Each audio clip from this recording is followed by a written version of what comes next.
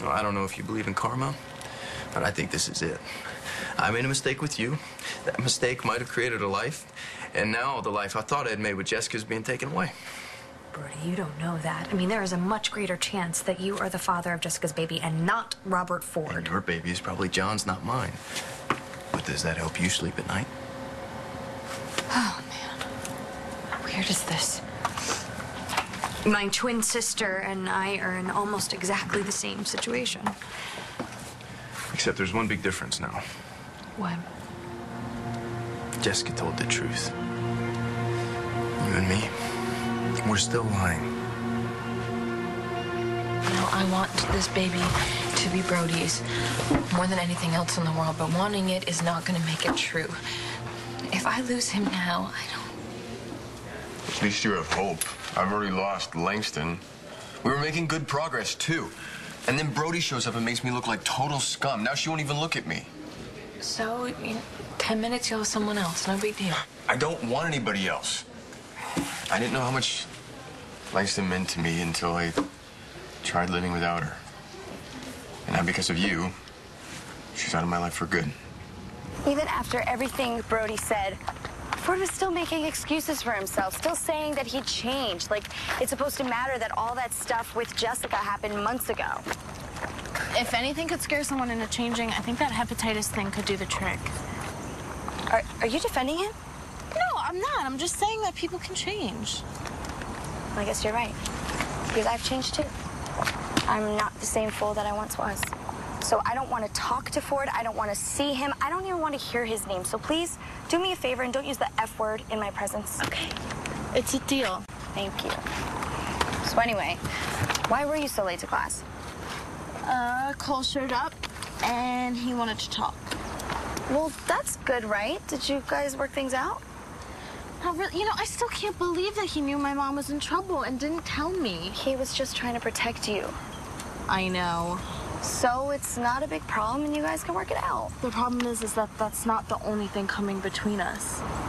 Well, what else is there? James. Can I, come in? Usually when someone throws an ultimatum in my face, I don't ask them to pull up a chair. I just want to talk to you, man to man.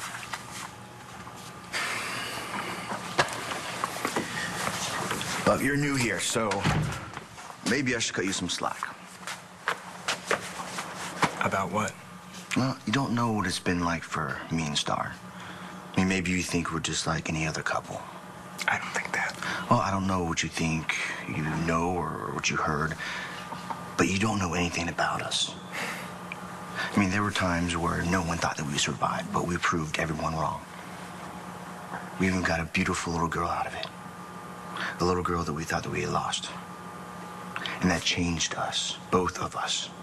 Yeah, I can see how it would. No, I don't think you do. You see, we're not just a couple clueless kids trying to figure out what we want to do when we grow up. We're already grown up, and unfortunately, we had to do it really fast. Is there a point to this? The point is, we might be going through a rough time right now, but we've gone through a lot worse. Because we love each other. And we always will.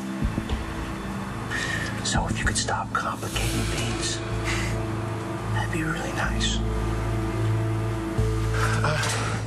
It's just, you know, first day back at school. You know, there are these stories in the news, people staking out their turf, a lot of hazing going on. Hazing? If you're a freshman, maybe, but I'm a junior. So can I assume everyone's treating my sister right? They're treating me fine. But you're acting a little strange. Is it strange to make sure nothing bad happens to the people that I love? No. Oh, I get it. What? This isn't about me. It's about what happened to Danny's mom. I know it might sound like a threat, but it's not. I'm coming for you. No, it's a game that we used to play when I was little. When you live near the ocean, you need to be a strong swimmer, so Ross would take me out into the water, and he'd pretend to be a sea monster, and he'd say, "I'm coming for you." And it was my job to swim away as fast as I could. I bet you're ready for a triathlon after that. Even when I got older. Whenever we'd be in the water, he'd still say, "I'm coming for you," just to make me smile. So why do you think he's saying it now? I wish I knew. Well, what does your dad think? Well, I didn't tell him what the text said. When I got the text, I lied and said it was from you. You lied. Yeah. But I think he might have lied to me first. Are you really thinking about using your newspaper to lie to your own daughter? Yeah, I need a little backup right now. For what? She's talking about telling Ross about Taya's death, and so I gotta nip that in the bud. So you told her that Ross was involved in his brother's crimes? Yeah, something like that. You have no idea if that's true. That could be. It's not as if Ross is Mr. Law-abiding. We are talking about more than that. You want Danny to think the man who raised her is a murderer. How do you know he's not? Todd, this is extreme. Well, extreme's sometimes the only way to go. Right now, I don't care that she grew up calling him Daddy. She and I finally bonded, and I don't want that to change. Oh, look, I can understand that. Really? I don't know if you do. I just lost my wife. I can lose my daughter, too.